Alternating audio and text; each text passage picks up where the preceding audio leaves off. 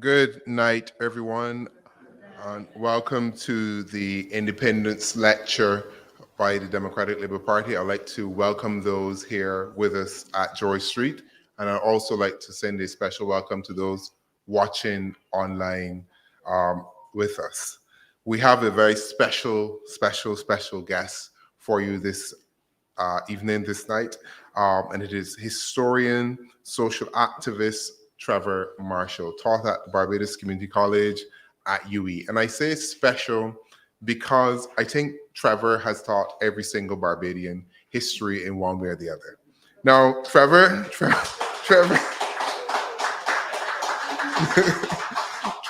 Trevor is of the view that he taught me history at community college, and I never did history.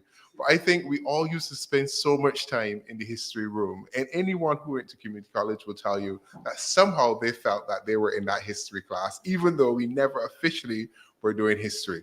So pervasive, so energetic, so intellectual. It just pervaded the entire college. The community college was a very special place then. It's still a special place now, but there was something extraordinary about Trevor and his presence to us all in terms of shaping and molding a generation of Barbadian and, dare I say, Caribbean leadership. We have so much to be grateful for this man for. He's given of service to country, he's given of his time, and this evening, we will have a lecture from him on Barrow, the social engineer and revolutionary. I look forward to what will be an interesting, dynamic, and in the only way that Trevor will be able to do, thought-provoking and probably slightly, in fact, I shouldn't say slightly, controversial. Let's go there. I'd like to introduce my friend, my old teacher, the racketeur, that is Trevor Marshall. Thank you.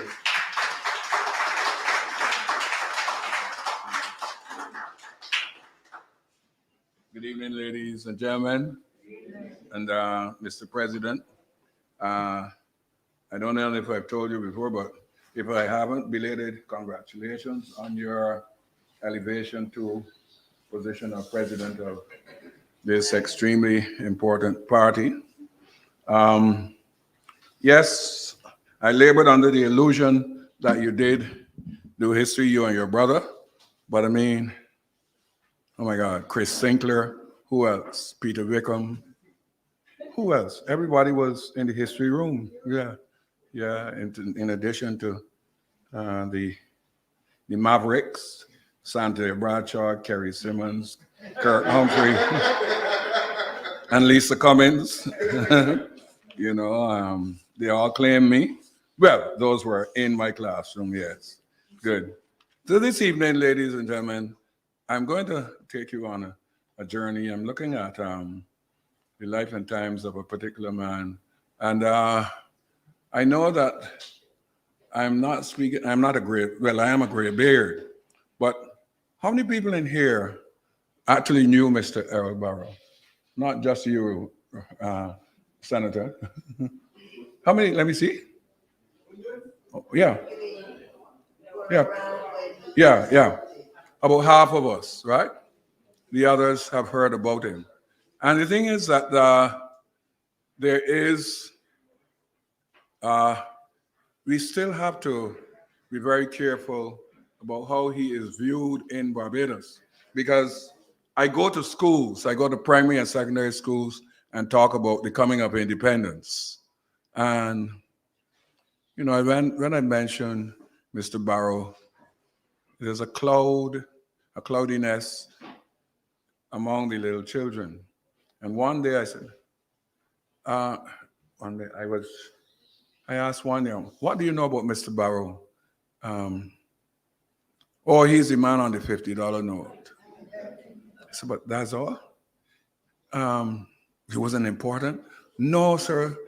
So who was more important than he? Sir Grantley Adams. I said, what? Why do you say so? He's on the $100 note. Serious.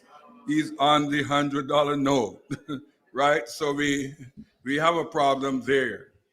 Now, for those of you, therefore, who do not know about Mr. Barrow, and know about my connection. I come from St. John, deep in the heart of St. John. Did not leave St. John until age 20 when I went on to Mona campus, but I went to St. John's Mixed School and from there to the Law School. And the president talked about Barrow as a social engineer. I got to know about Mr. Barrow in the election of 1956, and that just shows you how far back I go, right?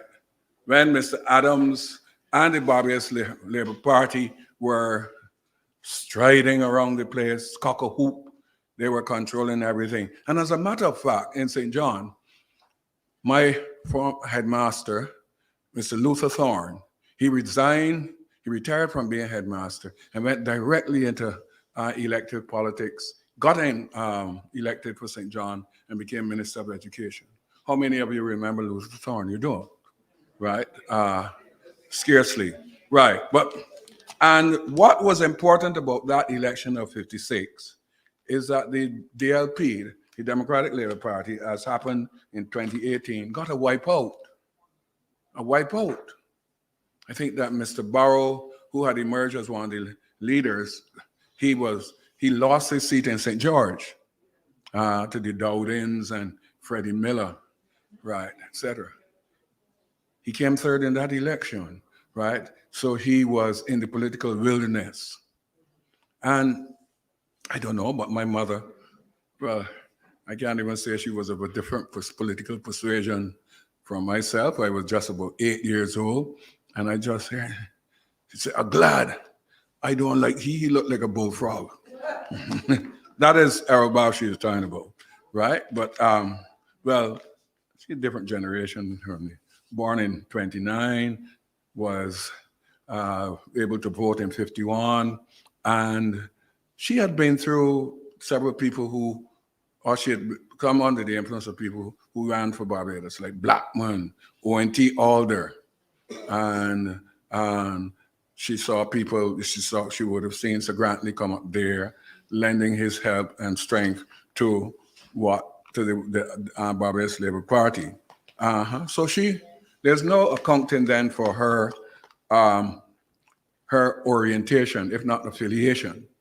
So I got the idea that this man was somebody to be afraid of, somebody who to more or less not gravitate towards. But then I was 8. I was born in 48, so by 56 I was 8 years old. 1958, I left St. John's Mixed School and I passed for the law school. Now Reggie would tell you that in those days passing for the law school or Harrison College was like passing for Yale, Princeton, Harvard, Oxford, and Cambridge combined. Right, Reggie? Combined. Not only were they the rich people's school, we had to pay money. $24 a term, and at large it was $28.50. I say that because somehow I got a Vestry scholarship, which took away $16 from the $28.50. So my mother had to pay $12.50, and she a single mother with 4 children, domestic, and don't know how she scraped it together. But one thing I know is that she did not engage in prostitution, right? But I went to Lodge 58, 59, paying $12.50. 59, 60, paying $12.50. 60, 61. Then came the election of 1961, December 1961. And, pardon me? 4th of December. 4th of December. Could you put your thing on his mouth? Right on. Yes, I bet you don't know what day of the week. Gotcha. Yeah, Thursday, the 4th of December. And the Democratic Labour Party was swept to power. You remember the tune? Sweep them out of the council, sweep them out. We need a clean and proper government, sweep them out. You got the broom in your hand, we'll sweep them out. Sweep them out of the council, sweep them out. Now, that's why I tell you, people do not know these things. Right. Uh, all, you, all you know is what all hands on deck. Hail the skipper elect. But you don't know sweep them out of the council. You had a, she had a broom. Excellente. Good. So we had a change of government. The DLP became the leader, the government of the day, and the opposition party in parliament. Can anybody guess who constituted the opposition party? President, could you? He's second time I'm asking. Put a button on Reggie's. Not Sir Grantley Adams and the Barbados Labour Party. By then, Sir Grantley was in Trinidad, right? You know who became with the Federation? You know who became the official opposition? The Barbados National Party, the motley group. The motley group. Fred Goddard. Who else? The number of people, Wilkinson, Greenwich, all those kinds of people, right? And Louis Lynch. And Stanley Dick Seeley. These were the people in a largely white group, which emerged in the 1940s as the Electors Association. And then in the 1950s, they became the Progressive Conservatives. And now by 1961, they were the Barbados National Party, or everybody called them, what did people call them, Reggie? That group, that party, BNP. The motley team, or the motley group, with the emphasis on motley, M-O-T-L-E-Y, meaning all sorts and conditions of people. The motley, the main black man in a white party. It's very, very important because we're talking about Barrow and as a social engineer, etc. 1961 marks a revolution in Barbados. And lots of people don't understand that. 1961, up to 1961, I was paying $12.50 at the law school. People were paying $24 at Harrison Queens. People were paying $8 at St. Michael, $8 at Courage Parry, $8 at Foundation, the Aline, etc. Right. There is a notion going around, and it's perpetrated by a good friend of mine. He was in my class at Cave Hill, Dan Carter. Dan Carter argues that, free secondary education came into being in Barbados in 1952 with the establishment of St. Leonard's by Grantley Adams. That is an absolute figment. It is an absolute figment. It was free, but it was not secondary. Secondary education could be had at the Modern, at Greenwich, etc., for which you paid, and at Lodge, Harrison College, Combermere, etc., etc. The people who went to those schools, when they reached fifth form, they sat Oxford and Cambridge. When they got into sixth form, they did the same ONC A level, and they could step straight from Barbados into Oxford, Cambridge, Princeton, Yale, etc. I had hopes and dreams of going straight from law school, sixth form, to Oxford. But you had to get a Barbados scholarship. I didn't get one, so I went on to Mona.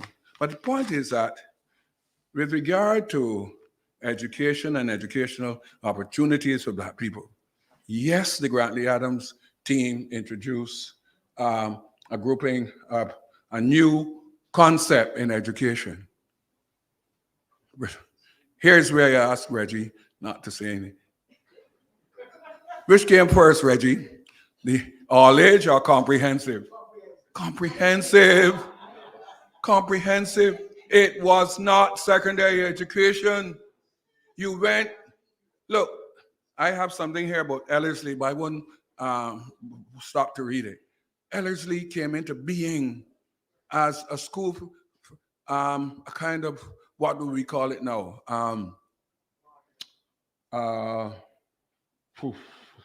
The word escapes me, but the word, it is a grouping or an entity into which you throw everything and everybody.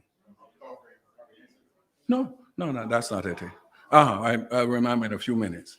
But Ellerslie took its children from people around Black Rock, the primary school. You did not have to pass an exam to go into Ellerslie. You did not have to pass an exam to go into St. Leonard's or Princess Margaret or West St. Joseph. It was therefore not secondary. It was free. But Dan Carter keeps saying, and before him, the late Leonard Shorey, the Sir Grantley Adams introduced free secondary education. All that Mr. Barrow did was expand it. That is not true. That is not true at all. And I will go to my grave saying that. What Sir Grantley Adams did is introduce the British concept of the comprehensive, the excuse for secondary education into Barbados. And the very fact that you did not have to write an exam to go into that school disqualifies those schools for having secondary education. Indeed, the curriculum syllabus had people doing hygiene, needlecraft, nutrition, etc., right? They did nature study, etc. It was just a continuation of your 7th standard education at the primary school. Good? And you did not have to pay. Good? And when you reached 5th form, there was a school leaving exam and you did not have to take the school leaving exam. But when you left, you could go and become a postman, an auxiliary worker in the hospital, other working class jobs. You could not go to Oxford or Cambridge. You couldn't even go to the University of the West Indies, which emerged in 1963, right, down at the Trade Center. Good, and which moved up to Cave Hill in 1967. It was not free secondary education. Who brought free secondary education to Barbados? Errol Walton Barrow. And this is the point that we must make, right? And I'm not, my friend is raising the flag, but it is a point of accuracy, historical accuracy. So anytime you see Dan Carter making these points again, write and correct him, because he and the Barbados Labour Party, they continue spreading what is, a terminological inexactitude. I wouldn't call it a lie, right? Good. But then, free secondary education, and all Mr. Barrow did was top up. No, he did not.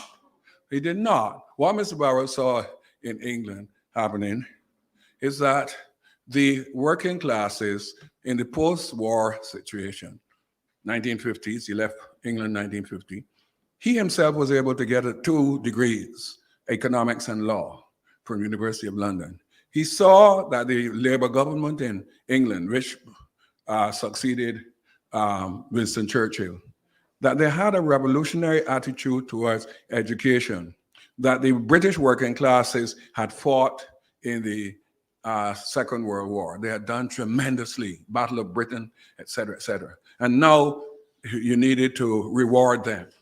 So the universities were now opened to the British working classes, and also the major public and the really private schools were also open to the British working classes. So there was an educational and sociological revolution Barrow saw occurring in Britain. He came here and he saw that you could go to Cornish Parry. Some very bright people went to Cornish Parry, Erskine, Sanderford, etc., right? You went to Cornish Parry, and when you got 17 and you were in 5th form, you left school, and there was nothing for you to do. Go to the civil service, or Reggie will correct me, pick palm grass. No, pick palm grass was for the 11-year-olds. Right. But the point is, Mr. Barrow said, well, this cannot work. It cannot work. So 61, when he had the opportunity, he introduced free secondary education. And there are those of us who consider Barrow, when we talk about social engineering, we think in terms of his introducing voting at 18, 1962, introduction of the Senate, and and those kinds of things, even pursuit of university, pursuit of getting, what do you call it, independence. But to my mind, the most sensational, the most fundamental practice of Mr. Barrow, exercise Mr. Barrow, is to free up those 17-year-olds who could not get an education. Consequently, from 1961, fees were abolished at the law school. So my mother didn't have to pay $12.50 any longer. I could say glory, hallelujah, right? And nor did you have to pay fees at Combermere. And furthermore, and this is a point of this part of the social revolution about which people do not understand, people who went to Combermere had to suffer the indignity, Mr. President, of being motley children. They had to go in the park and get uniform material.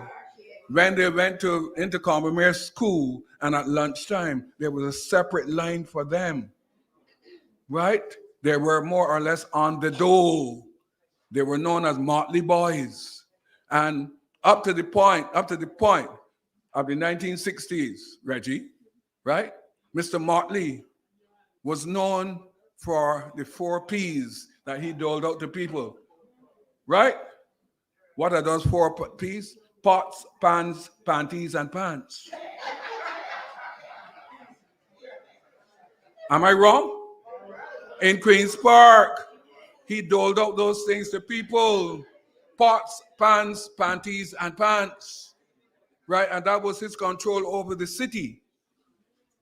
Over the city. Clientelism, they call it, which is the American system of garnering support at the polls by doling out to people, the most minimal kinds of creature comforts, huh?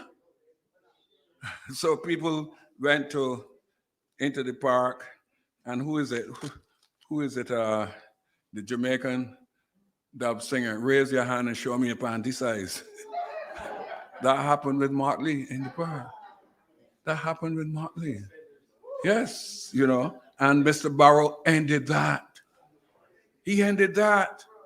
A lot of, you see, and this does not come into the books which are written about Mr. Barrow, because most of the books that were written about him concentrate on what happened after 63, the introduction of university. By 65, that Barrow's decision to pursue unilateral or insular independence. By 67, the movement of the campus up to Cave Hill. By 69, the introduction of the Samuel J. Prescott Polytechnic. By 68, the introduction of the Barbados Community College. These are seen as Mr. Barrow's contribution. But I think that fundamental stroke that he made was in 61, which is eliminating clientelism from Barbadian politics. Not entirely, because Mr. Motley still continued. Mr. Motley still continued to control the city. And there is the argument that Mr. Barrow said, if I can't get Motley out of the city, we get the city out of Motley. We don't know if that is true. We historians are still looking at that. But the local government system by then had become almost superfluous, right? And it was the basis of clientelism. By clientelism, I mean, and perhaps you know it by now, you understand by now, that you have, in the same way that a doctor has patients, politicians have clients. And you, as we said, Mr. Motley's journeyed to Queen's Park. And Peter Wickham's mother was the lady who helped Mr. Motley dispense pots. What else? Pots. No, there were 5. I left out 1. Pots, pots, panties. Yes, pots. Yes, chamber pots. Mr. Motley dispensed chamber pots to the people as well. Yeah. The people of the city, the most abject property people. So Mr. Barrow decided to end that. Good. So 61, therefore, for my mind, identifies him as the social engineer, which Dr. Yearwood more or less considers him. And remember that his notions of emancipating these people from cultural and economic slavery came from his uncle, Charles Duncan ONeill. All of the policies of the Democratic Labour Party established in 1955 came from the Democratic League of Charles Duncan ONeill, 1923, 24, 25, right? And if you look back at Duncan ONeill's policies, and he was not able to introduce them because he got into Parliament in 1932 and served until 36. He did not have time enough to introduce them. But his nephew took those to heart. And his nephew also saw Clement Payne. We are not aware yet of what was the connection between himself and Clement Payne, but we know that he saw Marcus Garvey. He went into Queen's Park and he saw and heard Marcus Garvey speaking. He was therefore infused with a large amount of socialism, black socialism, and the idea of helping your fellow man without reducing them to the motley level. Right? And this was bolstered by his experience in England. Right? So 61, therefore, to my mind, marks the parting of the ways between the old Barbados of privilege. Privilege. I mean, I could spend the rest of the night telling you about Law School and the inbred, the basic racism which pervaded there. And I must tell you people that what you have heard about Law School surrounds the fact that it had a boarding establishment. It had been a boarding school from the 1820s. And there was a time when the boarding element was about 50%. Please disabuse yourself of the notion that is the boarders, the white boarders, who were the racists. The racist element in the Law School came from the Barbadian planter class. The Barbadian planter class, right? I can tell you, the Barbadian planter class. I'm a little boy walking to Law School on morning and the rain falling. And if the man from Cottage, young Mr. Clark, who is now with Sagicor, right? His father is bringing up the children to lodge, 3 or 4 boys. And if only the boys are in the car, I can get a ride. The day that girl going to Cottington High School is in that car, the rain could be falling, bucket to drop. I could not get in that car, right? Cottington High School exists 3/4 of a mile from Law School. I went to Law School from 1958 to 67. I never spoke to a girl from Cottington High School. Why? They were lighter in complexion than anybody else in here. They were your beige and whites. Good? And I always remember the girl Frances Chandler. Frances Chandler one day looking at me and said, you boy. And I ignored her until she became insistent. I said, you me? Yeah, you boy. Yes, you girl. Because that is how they address people at Three Houses Factory, where their father was manager. And she said, you know Paddy Roach? I said, yes, and if I do, you can go and tell him that we out here in the car and we waiting for him. I said, miss, you know something? You can walk through here on your own. Go and tell him. You know, she had me in her mind from then. She had me in her mind from then. And I can tell you that I remember before she died, the plaque, which is on the boardwalk, indicating that Equiano, that the enslaved people landed there. It blew down one day. And I wrote a letter to the newspaper indicating that it had blown down and should be taken. The woman wrote back and said, look, there Trevor Marshall goes again, drawing attention to himself. If he was felt so badly about it, why didn't he pick it up himself? But you didn't expect anything better or different from them. But let me repeat the point that these schools were hotbeds of racism. Harrison College, no less, but Harrison College had the leavening aspect of the Barbadian brown skin middle class going to Harrison College. but Lodge School was a straight division between planter class whites and some people like David Simmons, Fred Gollop, whose parents were middle class and civil service and civil servants, and myself working class, not your borders. So disabuse yourself of that notion. I mean, I was in Canada studying, and I met at a campus a fellow called Mahabir from Trinidad, and we hugged one another. And people wanted to know how you could, yeah, we went to the same school. And we therefore had a bond, as brothers, right? So the point has to be made that schooling, right, up to the time of independence, that schooling marked you out in Barbados. And it continued after independence, the racism and the particular control of education by white people in this island. And Mr. Barrow did his utmost to break that. He did his utmost to break that. And please remember, ladies and gentlemen, that girls could only go to Alexandra in the north, right, St. Michael Girls Foundation and Queen's College. And here's something that you must know that Mr. Barrow destroyed. You wrote the exam. Every school had its own exam. It's common entrance, it's entrance exam, not common entrance. I went to law school and I wrote, that's the only place at which I wrote an exam. Some people went to Combermere, Harrison College, blah, blah, blah. You know the particular days on which these people had the exams. Let me tell you, and God can strike me down if I tell any lies. After the exam, right, you were asked to stay back. And I always remember that a slim, sandy-haired fella with shorts, glasses, and affable, wearing a smile, came to us and said, "Which of you is Trevor Marshall?" "Yes, sir." "Come with me, please." He went into a room and he said, "You're a bright boy. You got some good answers to these questions.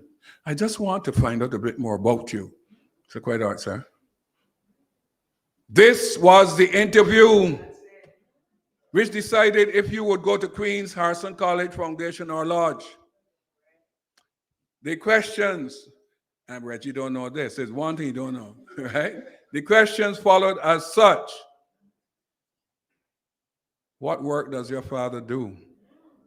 Now, my father had been drawing canes with a truck, and in 1957 or so, he got a pick in the audiovisual aids as driver operator with the mobile cinema.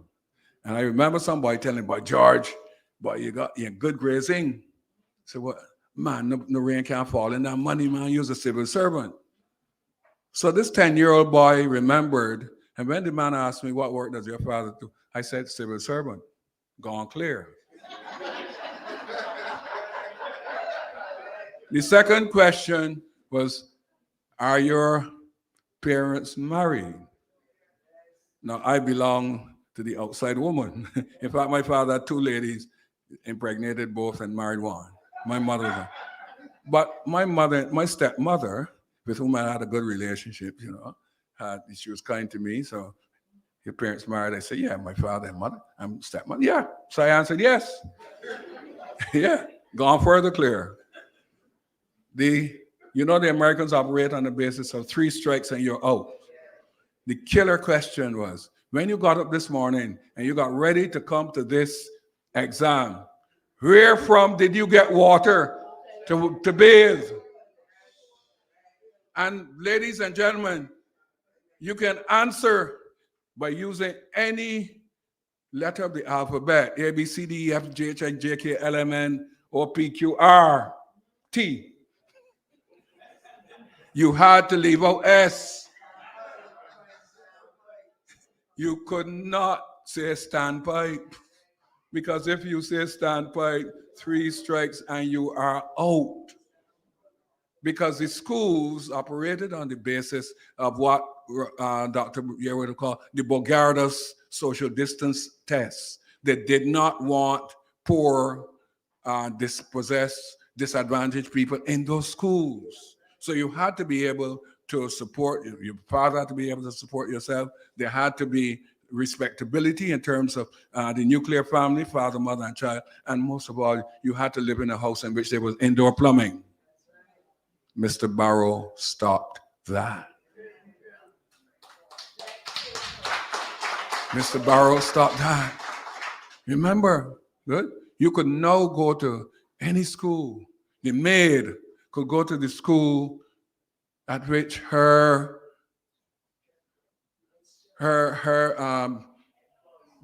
employer's children could attend.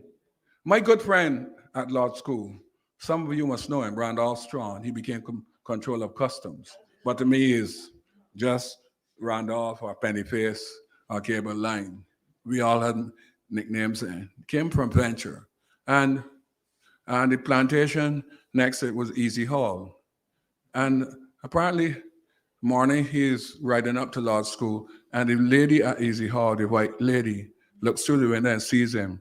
And his mother was working there. Mrs. Strong, or Strong, because he didn't call you, but you, Mrs. or what? Just Strong. Yes, ma'am. That is your son riding in law school uniform? Yes, ma'am. Well, Miss Strong, what is Barbados coming to? If all these children go into law school, who we gonna get to cut the canes? As God is my witness, that was said. Good. And remember, I am going to law school. I'm 11, 12, and I'm passing through Colleton and Society of Plantation. And I hear people I hear boys' voices calling for me. And when I look, they're 11 and 12-year-old boys in the cane fields working. Up to the 1960s, we had child labor. Child labor was supposed to be abolished in the 1940s. It was still there in the 1960s. Mr. Barrow eradicated it. He eradicated it. All right? So if I've dwelt a lot on this, let me make the point over and again, that Mr. Barrow freed an entire generation who could only be freed through education. And remember, thank you very much. Remember, while you're applauding, remember parts of that generation? ONeill Arthur. ONeill Arthur is one of those people coming from St. Peter, going to Cornish Parry, right? And then to Harrison College. And he and others like him were freed by Mr. Barrow, right? So I don't know if you can call it ingratitude or whatever, but political realities dictated that you swing where you can get a seat in Parliament, etc. But the point that I'm making is that Mr. Barrow, the social engineer, liberated an entire generation. Not just boys, good, but girls as well. Girls as well. And we come to the point that in 1962, as a matter of fact, good, he did the unthinkable. The University of the West Indies had been set up in 1948, and one campus, Mona, I must tell you, I'm part of the Mona Mafia. When we get together, we talk only about Mona and the Mona Moon, and that Mona is 600 acres, and you can walk from now to Merritt every morning, and you had your selection of all the young ladies from all across the Caribbean. Yes, and we had an excellent education, and I met Ralph Gonzalez, Trevor Monroe, Michael Manley, Patrick Manning, etc. So I am a proud Monaite. In 1960, who said me to? Yes, thank you. Yes, my dear. Sequel, Taylor Hall. Right. Huh? You see, the Mona has only one hall, that's Taylor. The others are places. Right. The point is that by 1962, Mr. Barrow a large-scale thinker, saying, saying, and better tell me sometimes I have a Barrow voice, guttural and deep. I can't stand sending these children to Jamaica every year, costing the Treasury a lot of money. I think I better set up my own campus here. Y'all have heard about Paul Kings Douglas or Tanti Merle. Who tell he say that? Bustamante, when he heard about it, said, blood seed, me rotted, bumbleclot, rasclot. You think that, where? You think we're going to take our money and plow into a campus in Barbados? No, sir. Blood clot. Eric Williams in Trinidad said, Barrow, my grandfather was a Barbadian, but your mama guy and me, what do you think it is? You think I got all money to help one? Huh? My all money to help a campus in Trinidad. 1960, just 2 years ago, we established our own campus. You will send your children to Trinidad to do engineering, agriculture, right? We are not putting any of our petrodollars into a campus in Barbados. And Barrow the bullfrog said, I want the money. We are going to spend our own money. We're going to establish our own campus. I bet you all didn't know that. Y'all didn't know that. And this fellow said, okay, pigs will fly. Right? In other words, you can't get it done. By 1963, Mr. Barrow had not only got it done, but he had established these classes started at St. Michael. We're just down the road here. And the science classes were down at, Reggie, World Trade Center, right? At the harbor. And people think that we started at Cape Hill. No, we moved up to Cape Hill in 67. But in 1963, Mr. Barrow achieved the unthinkable. He had a university campus. Now, we must contradistinguish this from what the Grantley Adams people thought. All along, we've been talking about Mr. Barrow, but we've not been looking at him in relation to Grantley Adams. We backtrack to indicate that the Barbados Labour Party in the 1950s did not see the necessity of emancipating children from financial and educational deprivation. They never had the idea of establishing free secondary education. They thought they introduced the comprehensive schools, St. Leonard, West St. Joseph, Princess Margaret. Right?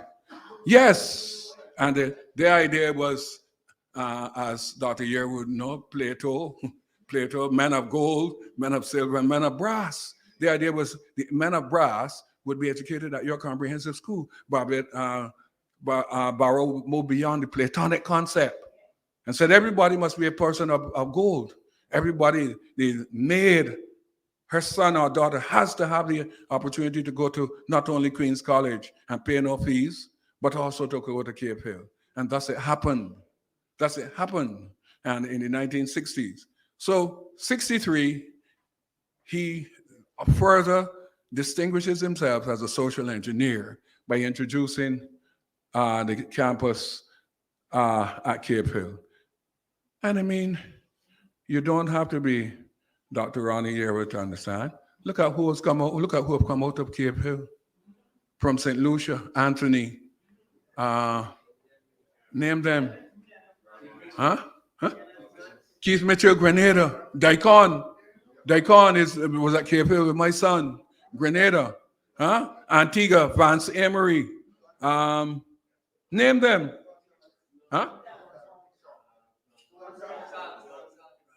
No, Ralph is Mona. He taught at Cape Hill. But I mean, people who went through Cape Hill as students. Because Gonzi was my guild president at Mona, right? But Cape Hill has more than distinguished itself, has more than established itself as a worthy addition to the campuses of the UWI. There are now 5. Remember, there's one in Nassau, Bahamas for the teaching of tourism and hotel management. And there's the 5 Islands one in Antigua. But it is always said that of the three main ones, the most brilliant, the most consistent, the best run is that of Cave Hill, right? And that is, thank you, and that is due really to the foresight of Mr. Barrow. And do you know how we got that campus? I have the photograph, but I couldn't find it to bring and show you. There's a picture of him and J. Cameron Tudor, Sir James Tudor, standing on what was called, not the Mount, God, what's the name? What's Cave Hill known as?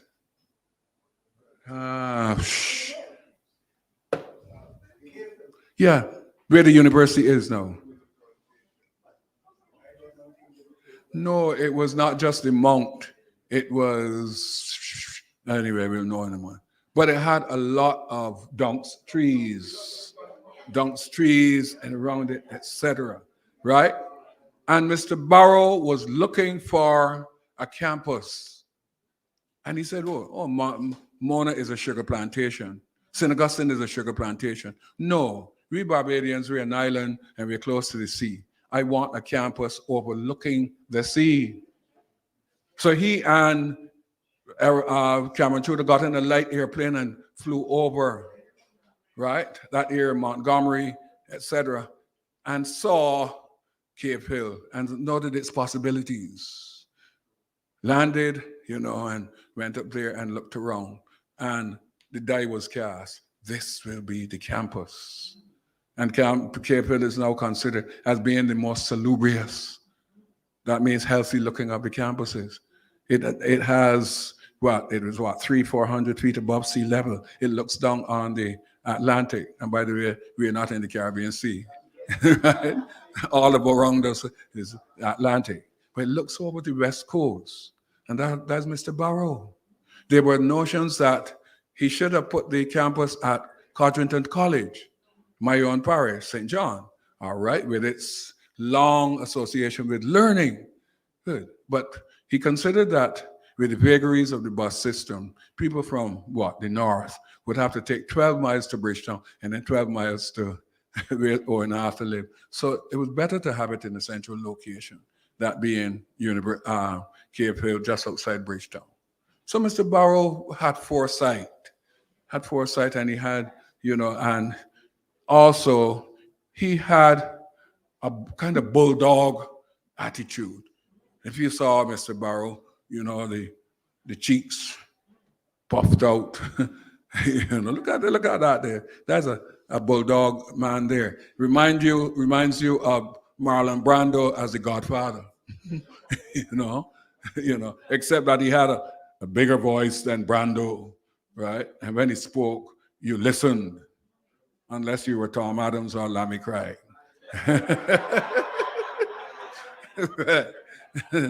We were his nemesis. So Mr. Barrow decided, as we said, that Cave Hill would be the spot. And he has seen, he died in 87, and the campus had only completed 20 years. But it attracted numerous persons, people of academic excellence. We in the history department, we can claim that anybody has come through here, has come through there. We've had the Elsa Gavaya lecture. Every year, I can claim that Elsa Gavaya taught me at Mona. The people in the sciences can also claim. We've even had people at CERMES qualifying for United Nations, Nobel Prize, right? We've had law faculty, second to none in the region, all anchored at Cave Hill, right? And everything. And the thing is that Mr. Barrow's touch at Cave Hill was light. You never saw him heavy-handedly come in there and saying, this has to happen. He just let Cave Hill govern itself, right? Yeah. Thank you again, right? And that is his touch throughout the time that I knew him, and I observed him coming back to the point about knowing the man, not only did I see him in St. John in 61, but I saw him again in 66. And remember, in 66, he introduced what? No, early 66. Well, no, even before 66. The Senate. He changed the Legislative Council and made it the Senate. 65. And then he also introduced the concept of 18-year-olds voting. Now, 1950, the Grantley Adams government introduced what we thought was earth-shattering. And they introduced what? Universal adult suffrage, which meant that anybody 21 and over and not being in jail could vote. My mother voted for the first time in 51. I suspect that's why she had an affiliation with the Barbados Labour Party. But by 66, I was 18 and in law school, sixth form. I voted. I voted in the election of 1966. Right? But we want to mention of 1966 brings us to another point that is not often considered when we're thinking of Mr. Barrow. He decided in 1965 that the Federation having come to a sorry end, the Grantley Adams Federation, and that the negotiations with the Little Eight being bogged down over questions of where the capital would be, etc. Mr. Barrow decided, look, the unthinkable, we are going for insular independence. And, I was a performer at law school at the time. I remember Mr. Alexander Hoyas, Fabriciano Alexander Hoyas, our history teacher, call him a madman. Where can we? You survive. How can you survive? But the point is, what point Mr. Hoyas and the other people did not know? 1964, windfall. The returns from sugar were excellent that year. By 1964, tourism, the Hotel Aids Act was now generating quite a lot of interest throughout the region. People were not only going to the traditional haunts of tourists, Haiti, Cuba, Jamaica, Bermuda. They were seeking this Eastern Caribbean paradise called Barbados. And it did not have any competition from St. Lucia, certainly not Trinidad, nor Tobago, right? So the portents were good. Barbados could go ahead.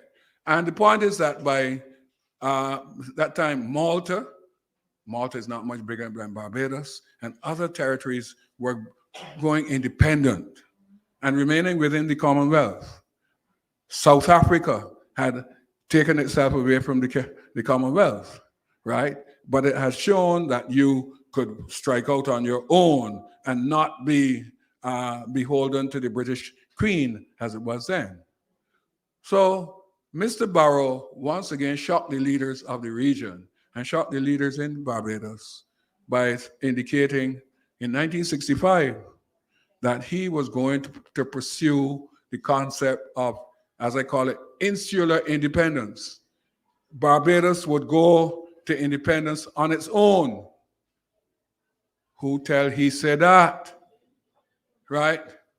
I think that the records of Hansard, which is the official documentation of Parliament, are replete with the vituperation. That means scornful criticism, which he encountered, right? By then, Mr. Adams had recovered his situation as leader of the opposition party, right? He was gearing up for the election due in 1966, and he attacked Mr. Barrow viciously, violently, and considerably, right? And when 66 came, Guyana proceeded to independence. So the way was now clear for Barbados. But and I'm talking from memory, because I'm in law school, sixth form, and Fab Hoyas is spending time not teaching history, but trying to, Dr. Yearwood, would you please? Thank you, Senator. Canvassing, trying to recruit people for the Barbados Labour Party. He had succeeded with Nigel Barrow, David Simmons, Winston Pop Walker, Fred Gollop. Who else? And he tried now with Trevor Snuffy Marshall.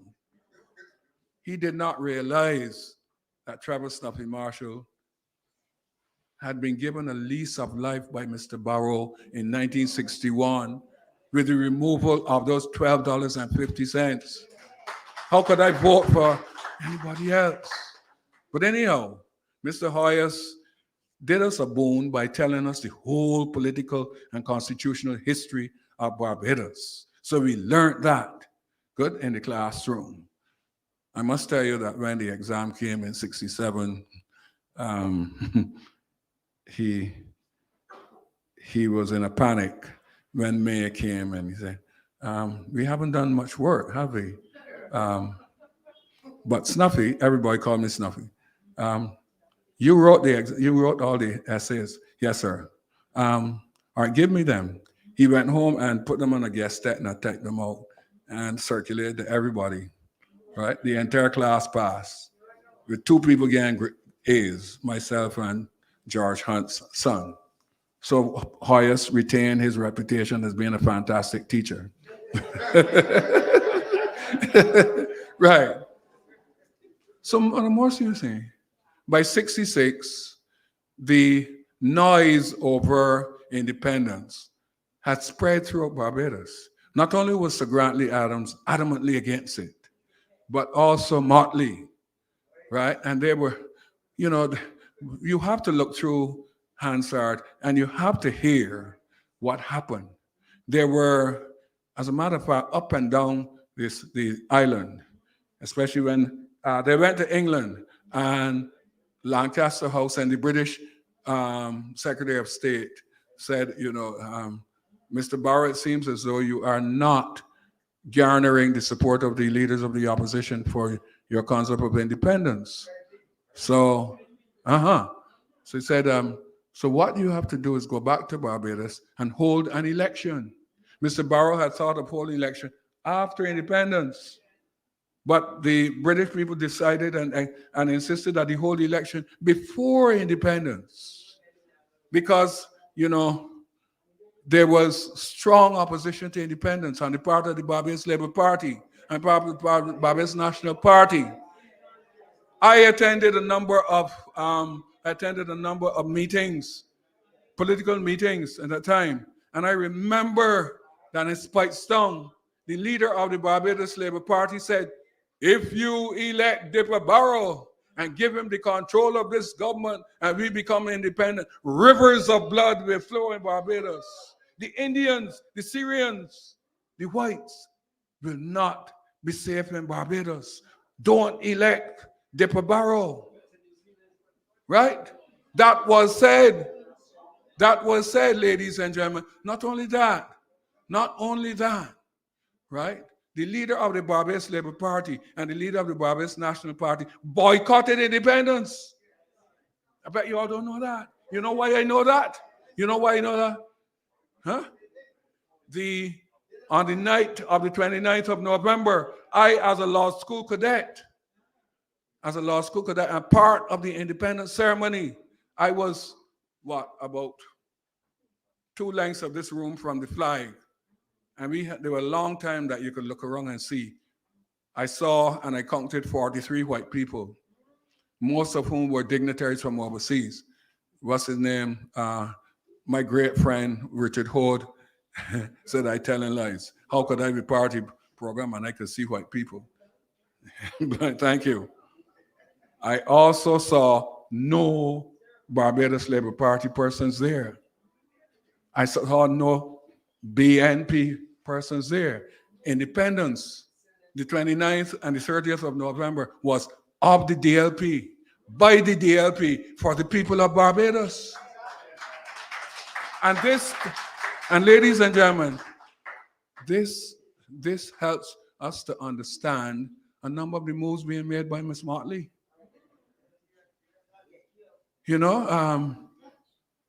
elimination of Independence Square as a focus, right? The removal of the independence ceremony from the Garrison to Kensington, right? The twinning of Republic Day and Independence, Barbados National Day. All of these are transparent exercises to remove the legacy of Barrow. That is obvious. That's obvious, right? But let me get back to the point about the 1966. The British government said, Mr. Barrow, you have to go back to Barbados and hold an election. Mr. Barrow came back end of September and announced that we would have an election. Got you ready, Reggie. Was it the 3rd of November? 3rd of November. She correct? No, she can't be so correct. 3rd of November. I voted. That's my sister-in-law. She.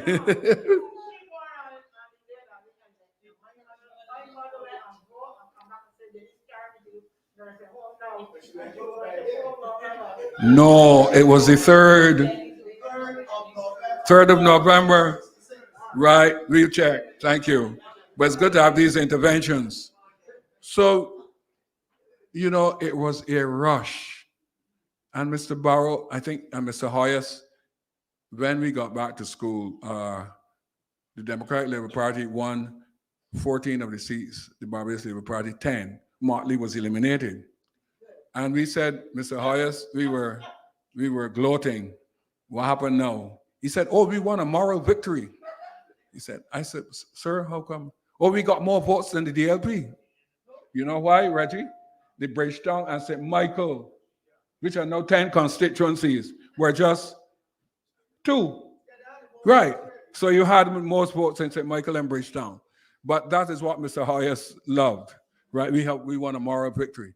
However, Mr. Barrow won 14 seats and proceeded to independence. And that was helter-skelter, pell-mell. We had 24 days to get ready for independence. We had to learn this song poem, independent, in what? In plenty and in pack, and kind of need. We had to learn this tune, which was two minutes long. And I remember Mr. Hoyas got into the classroom and lambasted the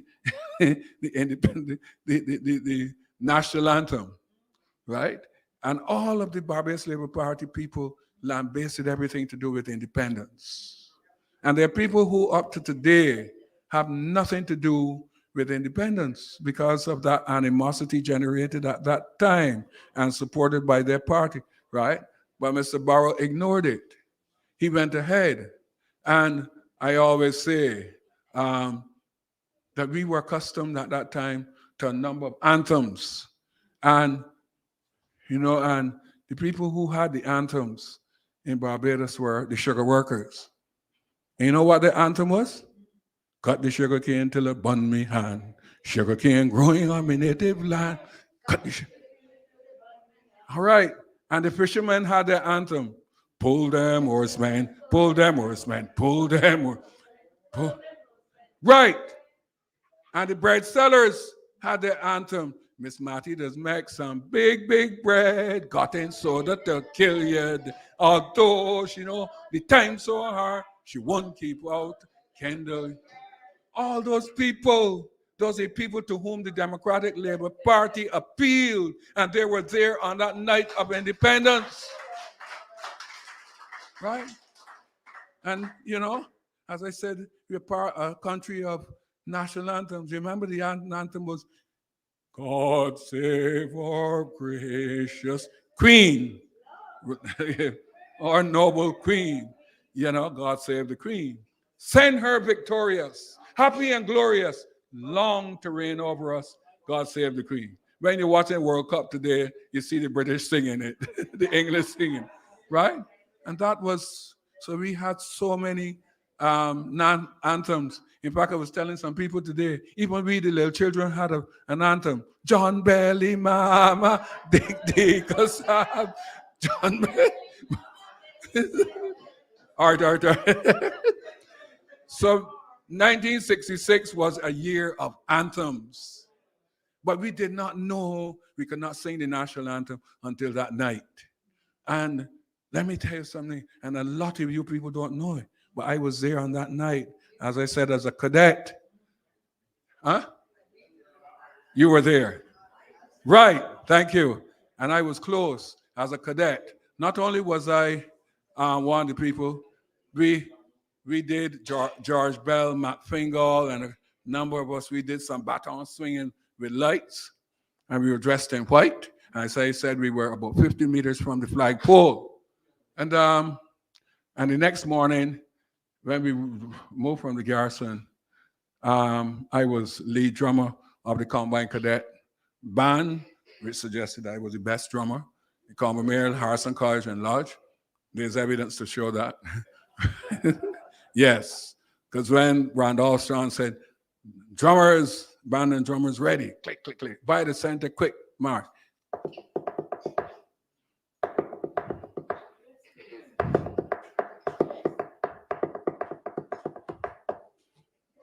You're convinced? So we went there on the night of the 29th of November. And I keep asking children, why the 29th of November if independent? And somebody said, we don't know, sir, they wanted to be early. I said, why? But sir, independence was the 30th. I said, what time at the 30th? Midday. He said, no. Up to today, I was lecturing at Erdiston, and I tell them that the independence program began at 10 o'clock on the night. Reggie wasn't even there.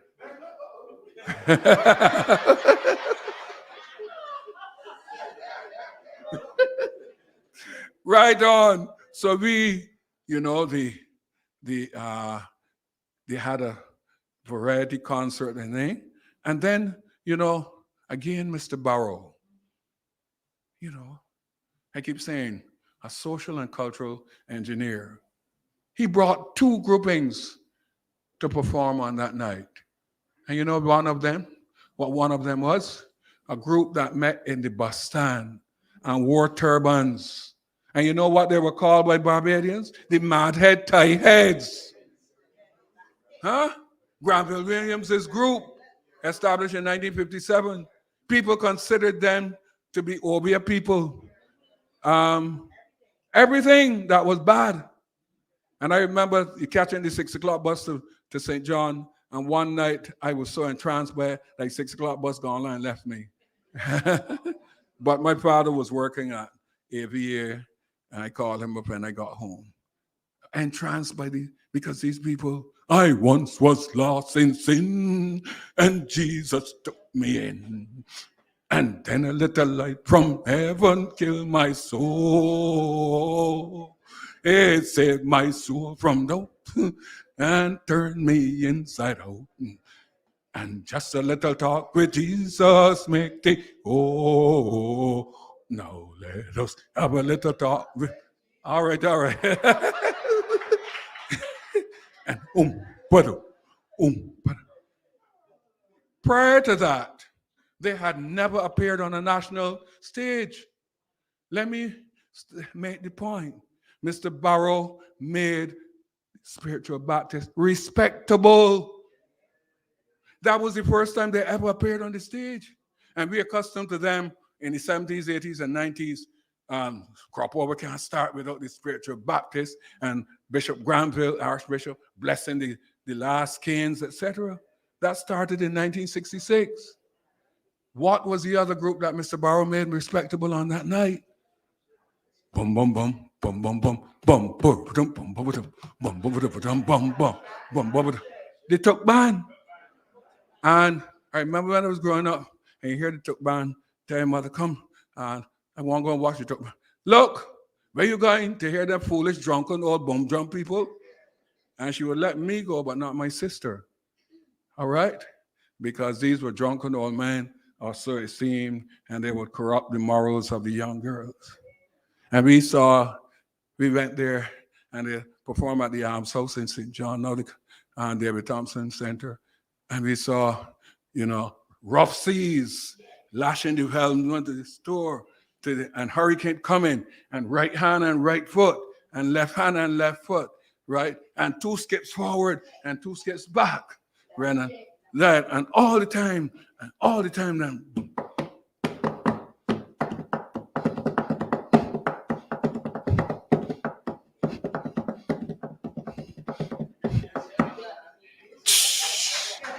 You think it easy? You think it easy? You think it easy? What?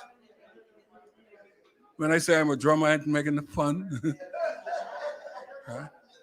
They performed on that night. And ladies and gentlemen, the reaction of the people was if Lil Rick and Machel Montano had combined and were of that vintage and were performing. I never see people get on like that. Right? They took over the show, but time came on, right? So 11 o'clock pass, 11:30 pass. You had the religious groupings, Methodist, Moravian, Anglican, even the Muslims and the Hindus came and said prayers for Barbados. And we had a few more things. And now it's 10 minutes to midnight. And we want Barrow. We want the flag. And people shouting and things. And 5 minutes to midnight, out step Mr. Barrow. And out steps Sir John Stowe, right? And Hartley Dottin, the lieutenant, he's still alive. Hartley comes up with this thing rolled up under his arm. And there's a gentleman from the British Navy. And the British Union Jack is up on the masthead. And he stations himself next to it. Hartley Dottin on this side. And, and we now have 10 seconds to midnight. And we start counting down. 10, 9, 8, and the Union Jack is coming down. And this one is going up. 10, 9, 8, 7, 6, 5. And they meet halfway. And you hear, pull it down, pull it down. And then this one moves up. And the British flag comes down. And the fella holds it and rolls up under his arm. And this one that Hartley Dottin had reaches up to the top of the flagpole. And you know what?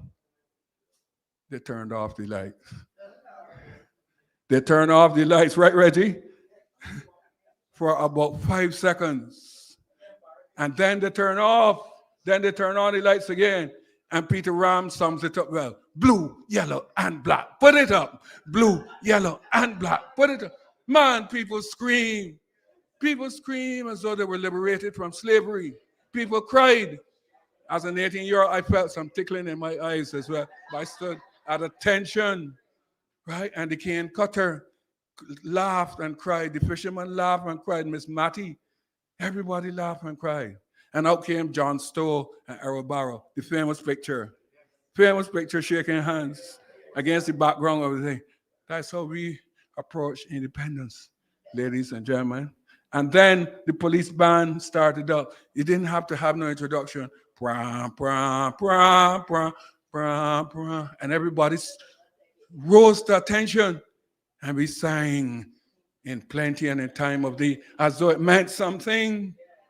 Meant something. Mr. Barrow's finest hour, or one of his finest hours, right? Well, we would argue if that was his finest hour, but he still had other things to do.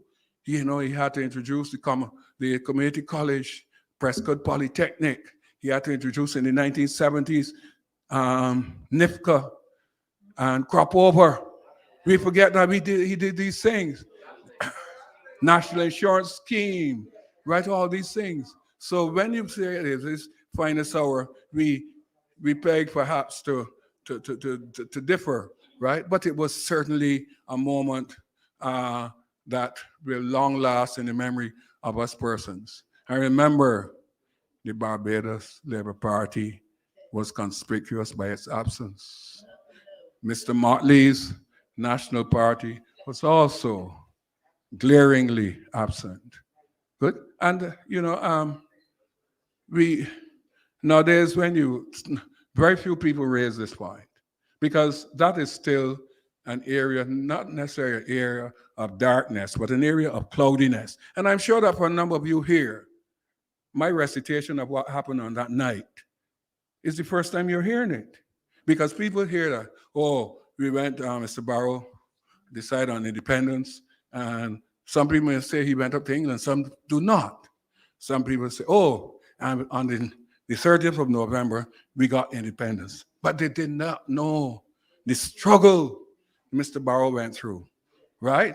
Mr. Barrow had to fight against the white Barbadians. The white Barbadians who decided that they would change their passports. Huh? They would take out British passports and they would go back to Britain, to Canada, Australia, and New Zealand because they could not stand the idea of being ruled by King Kong. They called him King Kong, big, black, and ugly. They call him all kinds of things. Huh? You know, and worse was to come. Worse was to come. When you read about when the Barbados Community College came into being, you know, the debate in the House of Parliament was like as though you in Iraq and you discussing something introduced by the Americans, that this is the worst thing. Whoever introduced this bill should hang their head in disgrace. Can you imagine that? A bill to further emancipate the working class, a bill to establish a Barbados Community College, a bill to make sure that 2,500 children from non-sixth form schools would every year enter and get an education, the same as those going to Harrison College Company. And the opposition party, I would not say the Barbados Labour Party, the opposition party fought against it viciously. Well, that's for independence. But I move beyond that for a moment. I'm just looking at the introduction of community college and Prescott Polytechnic, how they were viciously attacked. I mean, it is incredible. You have to go and look at the documentation that people, you would not believe that people could attack, you know, and say that the person who introduced this bill should hang his head in shame, right? This is disgraceful, and that it is totalitarianism. Huh? It is controlled by government. But those things were said. Now, nowadays, when I tell my friends and colleagues in the Barbados Labour Party, you know what they say? Oh, that was opposition politics. Opposition politics, I tell you. It was vicious. You know, opposition party, opposition politics can be robust, yes, but you cannot just look at social engineering of the type that Mr. Barrow was trying to introduce and say that whoever introduces this bill should hang their head in disgrace and that the person is a vicious racist, they're a vicious totalitarian person, etc. No. So we see that at every stage, Mr. Barrow not invited, but he had opposition. He had opposition. Now we talk about the National Insurance Act, etc. We talk about other things. What we do not know is that one of his main pieces of legislation, he did not live to see it come into being.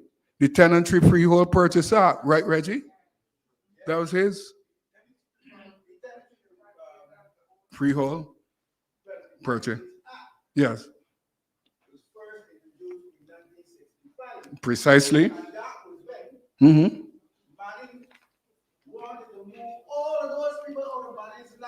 Yeah. Yep. Yeah. Yeah. Yeah. Mm-hmm. Yeah. So then Mr. Adams has gained the credit for it. 1981. But yeah, because he was there, the government had changed. Precisely. But I've said enough to tell you that the legislation in terms of making Barbados a totally different society, that it all has to do with Mr. Barrow. I don't think that, well, I've seen my good friend Ralph write a book called Three Statesmen, the two Adamses and Mr. Barrow. I deliberately did not read it before coming here because Ralph and I usually differ of these things, on these things. But I must read it. But I don't know how he could write about the three of them in the same breath because they were diametrically opposed in their ideas. And then Mr. Barrow, I knew Tom Adams. Reggie Hunt can tell you that Tom Adams was one of the most vicious politicians we've ever had in Barbados. Mr. Barrow was never vicious. You know, he was robust. He was a doughty opponent, right? He would take you to the wire. But naked viciousness, I saw in Tom in 76 and 81, right? You know, so I really couldn't put the two of them together. As for Sir Grantley Adams, friends of mine have suggested that he should never have been a national hero and that he sold out Barbados to the whites, etc. As a historian, I have to rebalance. And I have to say that, well, when Clement Payne left Barbados, we didn't have a leader, and Adams was thrust into the position of leader, and therefore the legislation which came into being in the 40s, holidays with pay, pensions, etc., is attributed to him, although the British had decided this is what has to happen. So it didn't come straight from the genius of Adams. It was more or less dictated to him, right? But also, I think the main thing that Mr. Adams I can attribute to him is the creation of the Deepwater Harbor and the Hotel Aids Act of 56. Both were his projects, all right? But he was a stick in the mud. He was a conservative. Where education was concerned, he did not see the idea of emancipating the mass of the people. He had been to Harrison College, Barbados scholar. His son had been to Harrison College, Barbados scholar. His wife taught at Queen's College, and he saw the society as continuing with this. Only a particular level class of people should obtain that education. And he really went to his grave thinking that Mr. Barrow had done a violent wrong to the society to establish free education for everybody. And he raised the point about where you're going to get the money from. He also objected to University of the West Indies. So I have problems with Mr. Sir Grantley Adams as a national hero. Now, so we come now to trying to summarize Mr. Barrow because I'm sure that I've kept you over an hour. Right. And there must be time for questions. How do we look at, as the president said, Era Barrow, the social engineer, etc. And I think I've just skimmed the top of what we're saying because I had a vantage point being a St. John person and seeing Mr. Barrow visit us so often. I had a vantage point from which to view him, both as a person and as a politician. And as a person, I thought he was extremely generous and likable, affable. He never, Reggie helped me with this, he never, what do you say? Held grudges. Malice. He did not. No, he didn't bear malice. He did not bear malice. I mean, and he still was friendly with members of the other party, although I don't think he was a great admirer of Sir Grantley Adams. And with good reason, they fell out in the 1950s and they had opposing ideas as to how Barbados should continue. I've not mentioned Sir Frank Walcott, but his story is twinned with that of Barrow. Barrow could not have achieved a number of things in Barbados without the stated an obvious support and assistance of Sir Frank as labor union leader, right? And I think two men with large egos, and it is a wonder how they coexisted. Because if Frank had wanted, Frank could have been leader of a party and fought to become Prime Minister of Barbados. But he anchored himself in the Barbados Workers Union and gave Mr. Barrow constructive support. And he was not afraid to criticize Mr. Barrow when the time came. Right.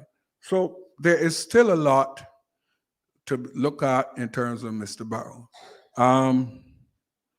I saw him interact with the poor, the needy, the disprivileged, etc.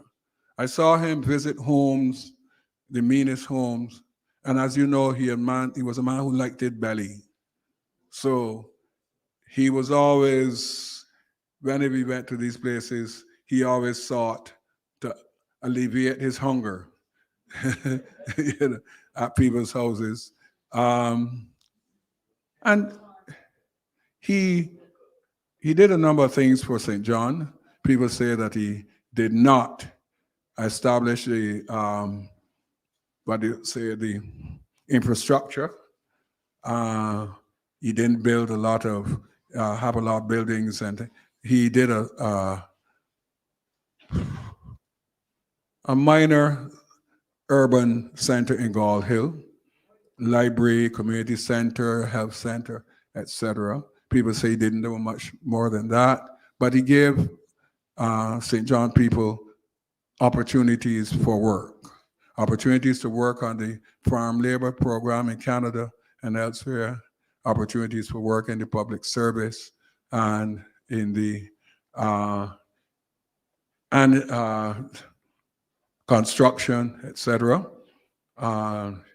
He supported the Cow Williams in his early days. A lot of that is not known.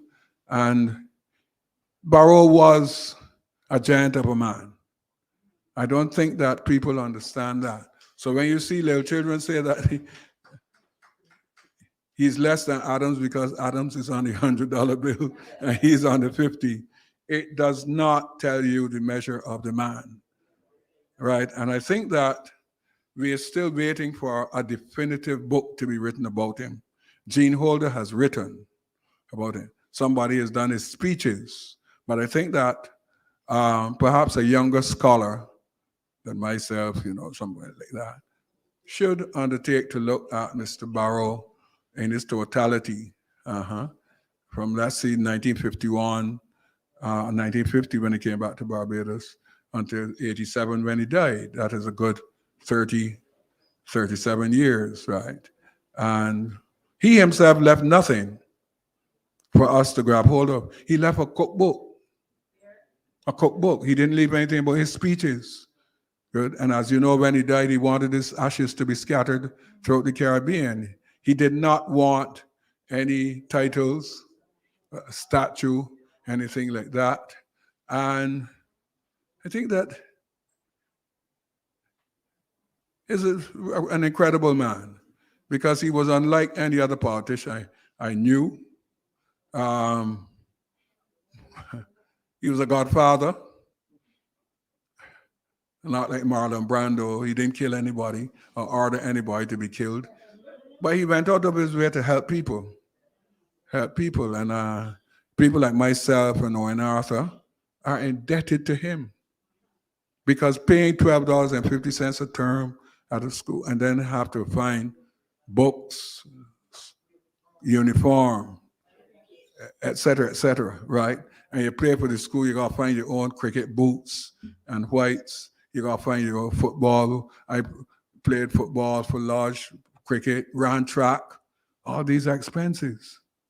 And just that $12.50 a term killed you. There are many people who sometimes couldn't go to school.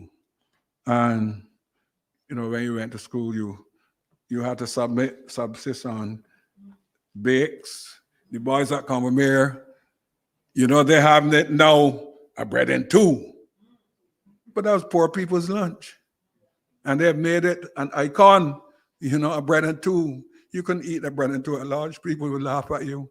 You had to have ham cutter, cheese cutter, salami, and those kinds of things. So you had to eat big, right?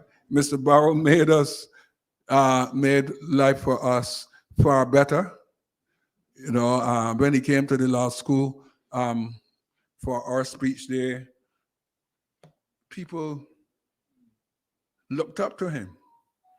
And, we, the black boys, we needed to have someone to whom people looked up.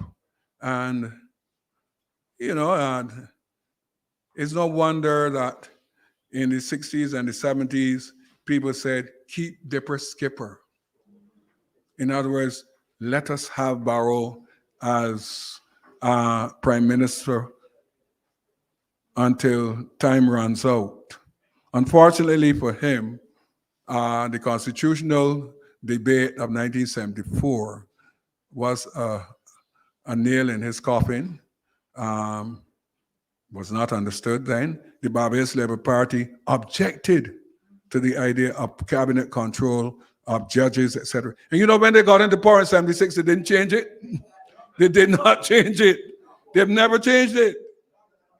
Huh?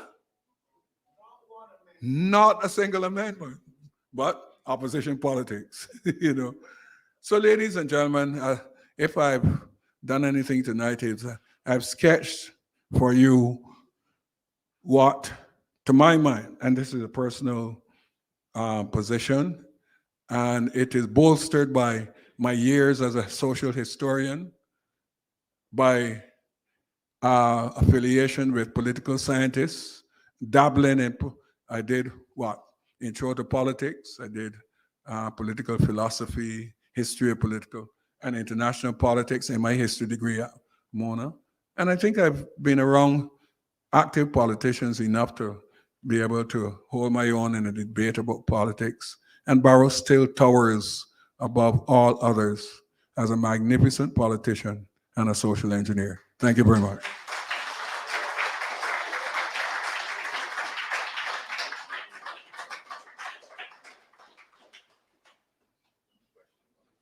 Yeah. Tell me. Any questions, comments for Trevor.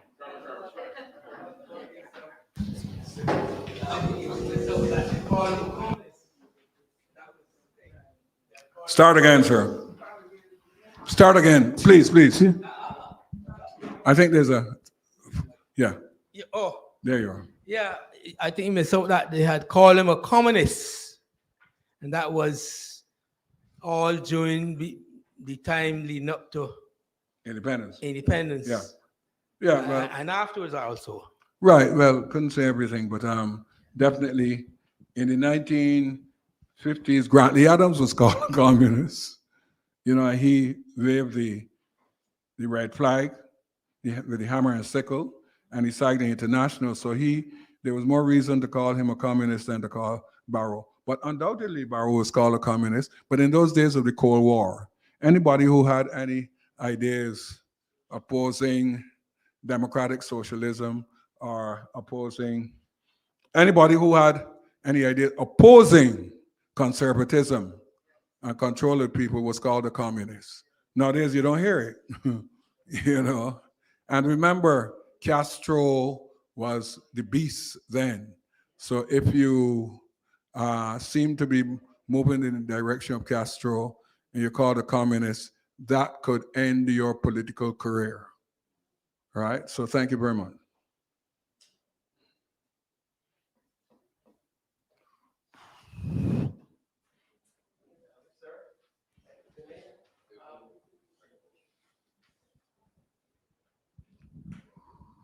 Good night, sir. Could you expound more on the birthing of CARICOM, which we know that the late Earl Walton Barrow was instrumental in bringing the region and others like Eric Gary and other esteemed gentlemen that you have spoken about. Could you expound a little bit more of that? And could you also tell me, because I can't remember if the late Morris Bishop of ONeill was he any part in playing or had anything to do with the late Earl Walton Barrow. Yeah. Thank you. Thank you very much. And once again, let me apologize. I wanted tonight to locate Errol Barrow in the Barbados firmament, right? Because as I said, if I had gone in that direction, I would have been going over material and ground that most people older than yourself know. And I didn't want to do that. I did not want to come in here and waste time by talking. You know, he called Gary a bandit. You know, he had trouble with the little eight. He had, and you know, he was a leader of the attempt to form a rump federation. Good. And one of his major contributions to Caribbean unity is, of course, CARIFTA, the Free Trade Association between Antigua, Barbuda, Guyana, and Barbados, which mushroomed and metamorphosed into CARICOM and what's the other one? The CSM, right? So, but that's another lecture for another time, you see. And you notice that Mr. Barrow took positions opposite to those of Eric Williams and Bustamante and Manley. And he became a leader in thought in the Eastern Caribbean. In the same way that Miss Motley is now regarded as a leader in thought of the free world, right? Well, not exactly the same way, but as a person speaking for disadvantaged groups, right? Mr. Barrow seemed to be the person who held the podium and who spoke for other such persons. With regard to the Eastern Caribbean people, you asked about Morris Bishop. Bishop and the New Jewel movement emerged in 1979, the 13th of March. You remember they launched the revolution against Eric Gary. By then, Mr. Barrow was out of power. But he knew of these young Turks, the Morris Bishop and Bernard Cord, etc. Now, I must say, I've seen a whole heap of people in this. I saw Morris Bishop at Cave Hill. Everybody came to Cave Hill. I saw Bernard Cord in Trinidad at St. Augustine, right? Reggie, I have this one on you. I saw Tubal Uriah Buzz Butler. Can you imagine that? Right. And imagine Butler is a person from the 1930s. Of course, I saw Eric Williams, Norman Manley, Bustamante, Sangster, everybody who was Burnham, everybody who was anybody. Mr. Barrow's time, 76, and when he came back in 86, 87, Morris Bishop had been executed, and the Americans had moved in and had removed the PRG from power, right? But he did offer support, critical support to Morris Bishop, and he suggested, like everybody else, that Morris Bishop should hold elections. And this is what historians have against Morris Bishop, that he did not hold elections and therefore legitimize what his revolution said. Power comes out of the barrel of a gun, which is ridiculous in those days, right? But Mr. Barrow, to deal with your point, he was a Caribbean person. He supported the University of the West Indies concept, although he established a campus here. And people still went off to Mona and St. Augustine. He insisted that the law faculty be put here so that people who come from Jamaica, the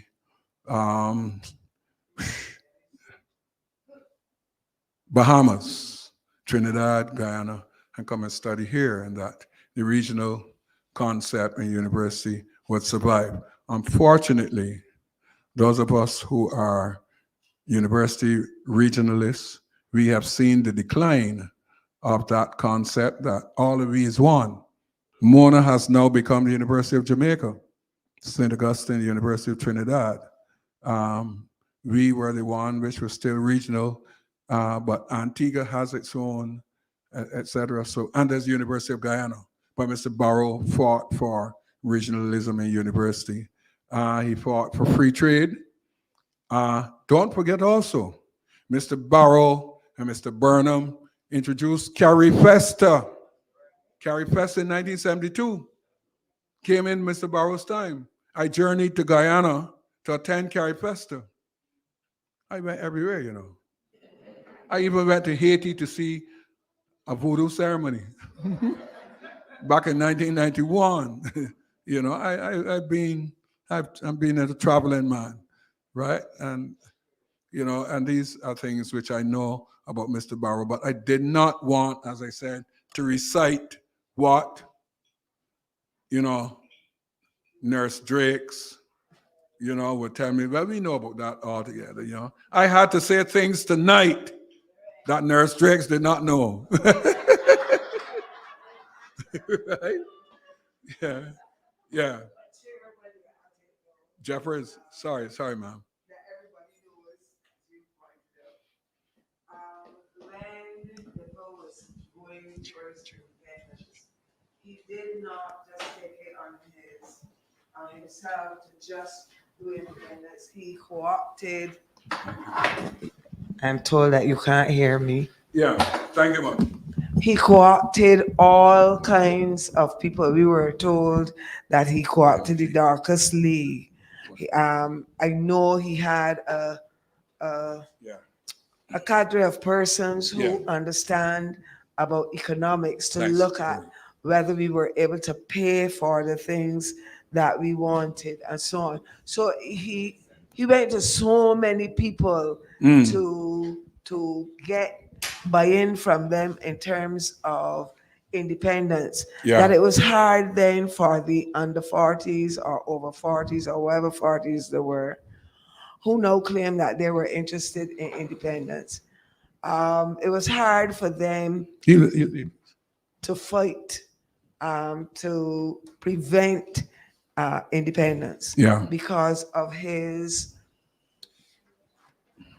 co-opting different groups.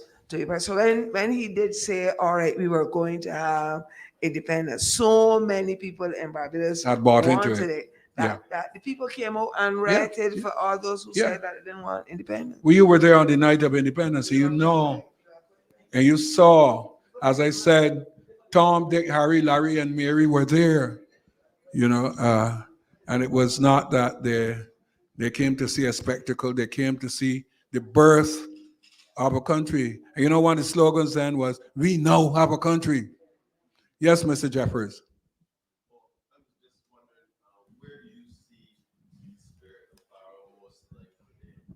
Spirit of Barrow, repeat the question. Yes, please. where do you see the spirit of Barrow most alive today?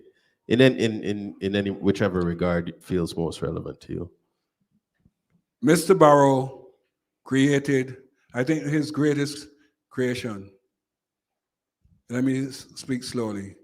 He created the black middle class. Mr. Barrow sent the children of maids and poor people to Harrison College, etc., free. He sent the children to Cape Hill free. By the 1970s, when you get Oxnards and Wanstead, right, and other heights, parks, terraces, and gardens emerging, it is the people who had benefited from his social engineering who were now qualifying for loans to get houses in these areas.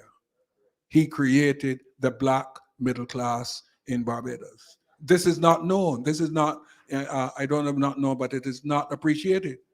You can talk about CARICOM, CARIFTA, you can talk about everything else, right? But the ONeill authors, etc., benefited from Mr. Barrow's largesse.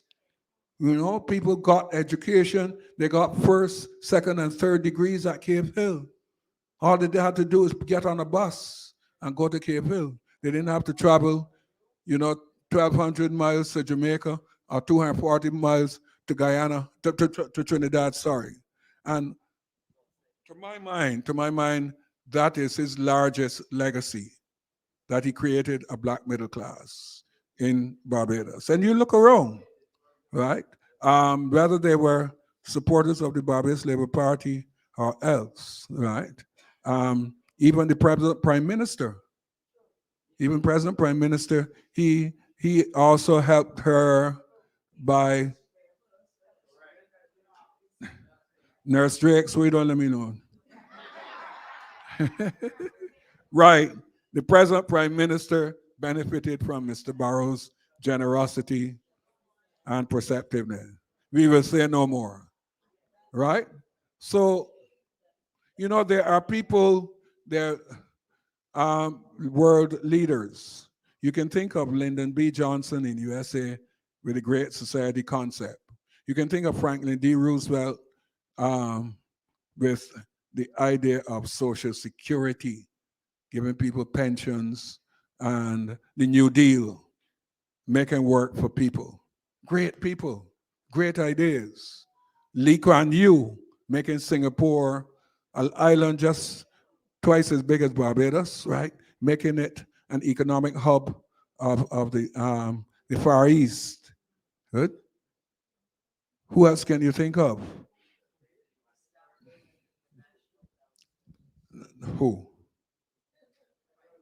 Mr. Barrow? Oh, world leaders, yes.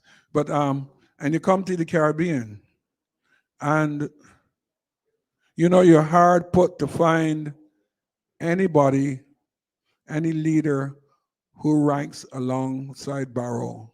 Burnham tried in Guyana, the cooperative republic concept, but that was vitiated by his own racism, by squeezing Chetty Jagan and Indians out. And now, you saw the wind, you got the whirlwind. And the Indians will control Guyana until God comes for his kingdom.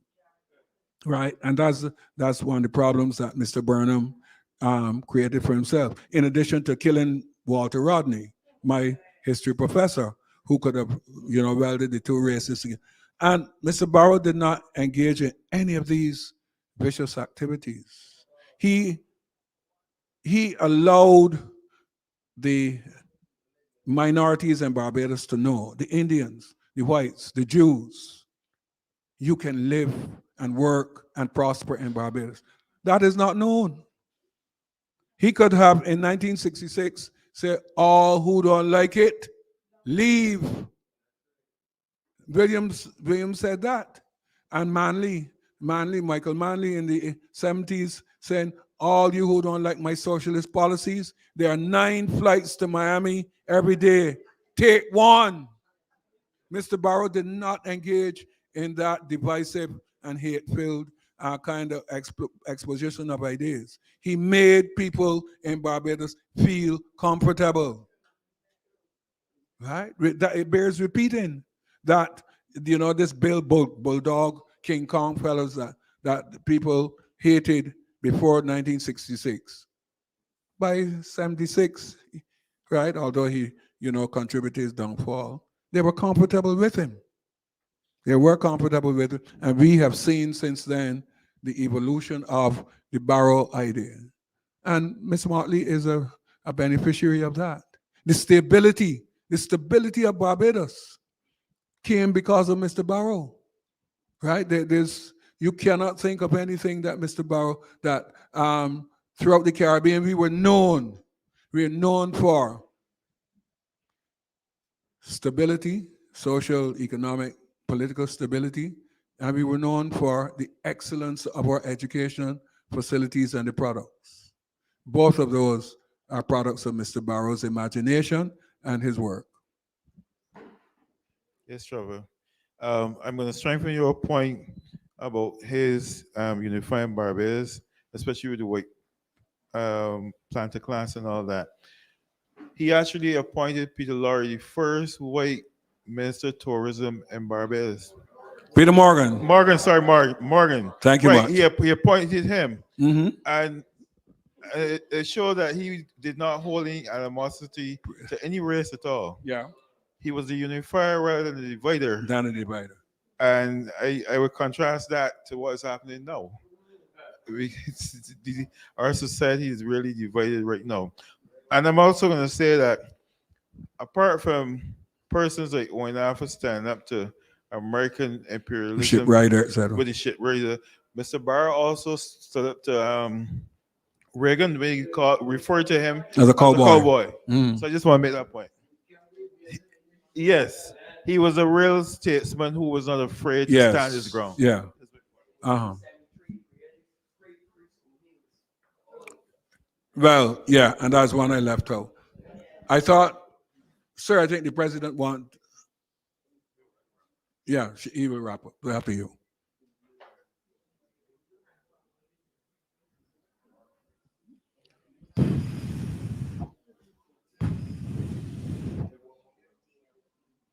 You wanted to make a point, sir? Uh-huh.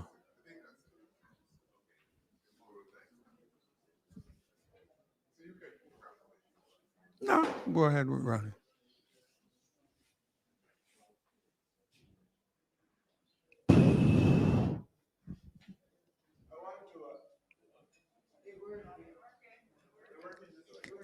Can you identify yourself?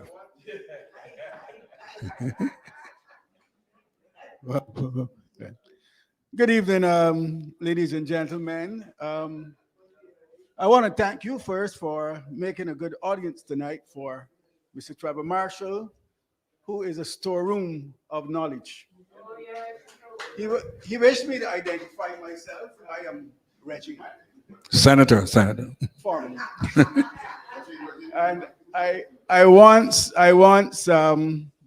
served with Mr. Barrow, not in government, but here at this Democratic Labour Party headquarters as his research assistant. Yes.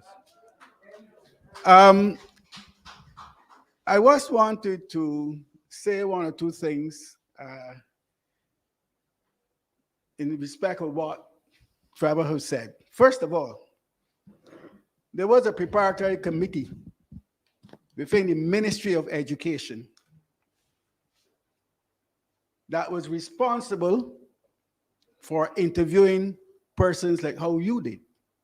That was broken up and thrown out when Mr. Barrow and the Democratic Labour Party came into office in 1961. I want to repeat that. There was a committee within the Ministry of Education that used to interview, similarly, interesting enough, history repeats itself, about the same IADB committee that were interviewing our children. Well, I don't have any at that stage yet. My children have gone before that, or beyond that.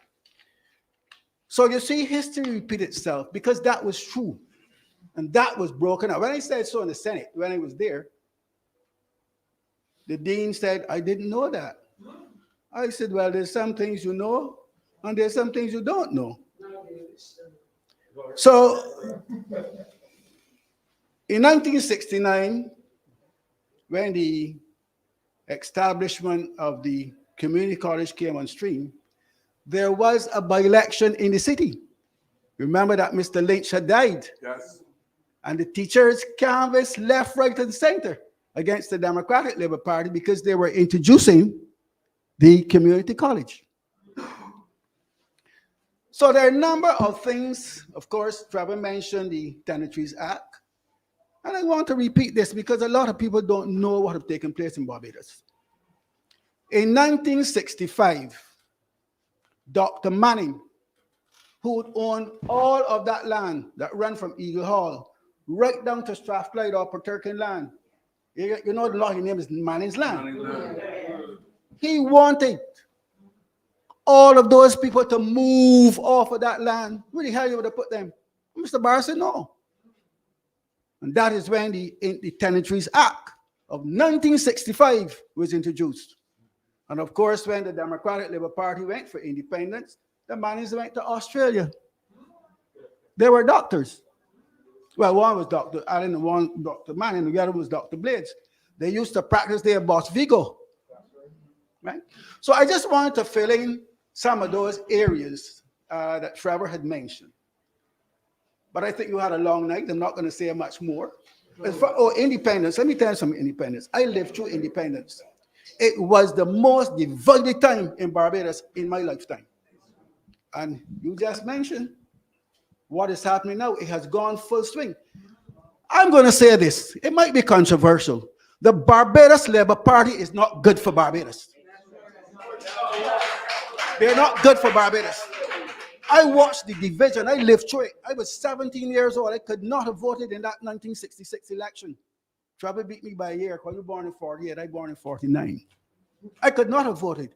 But I did as much running up and down and canvassing with my aunt and my father and I couldn't land a vote. But I lived through it. And I saw the division in Barbados during that 1966 period touches me deeply, deeply. And I wish to say, Barrow, I spent a little time with him. I'm glad that I did, because he's not a man that bear malice. He's not a man that bear malice. He will tell you the hardest thing and then tell you, come and drink one of these gin and tonics. That kind of person. And there's some other things I'm not going to say that he said to me, even though he died, because I don't believe in that. Saying things because people have died. But a lot of things he said to me.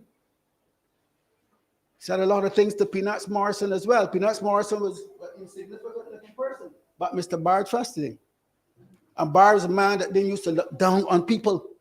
He was about uplifting people. And I'm glad that I had that opportunity to spend some time with him and to listen to some of the things he said. And I'm going to remain associated with this party. I've been for 55 years until I die. Until I die. When I retired, I started to write my book. My friend over there promised to help me write my book over there. Pearline Drakes, a motor canvas student. Pauline Drakes. Paulette Drake, sorry. But she knows that her father was a very good friend of mine, Neville Boxwell. However, I want to thank you, Trevor, for giving us this lecture again. I thought it was really a lot of food for thought. And you always seem to find the extra whenever you come to give a lecture here. And when you were selected once again, to come and give this Barrow a lecture, I thought it was worthwhile. And Trevor, I want to thank you on behalf of the Democratic Labour Party and the committee for once again bringing that knowledge. Because a lot of our people in Barbados do not know from whence we came.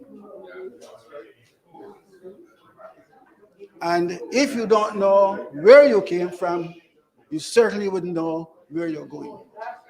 And I also, before I sit down, I want to take the opportunity to thank the president of this party, Dr. Ronnie Yearwood, for joining the ranks of this organization. I'm not going to say you've seen the light. I think you've seen it a long time before. And I want to also give some credit here to our General Secretary, Mr. Steve Black, and his team, his band of soldiers. Ladies and gentlemen, I wish to thank you for your presence tonight and for listening to Mr. Trevor Yearwood, Trevor Marshall. And I feel that independence does something to me. It gives me a spirit. It gives me a spirit because I've been there, I've done that. And thank you very much for coming out tonight. God bless you all.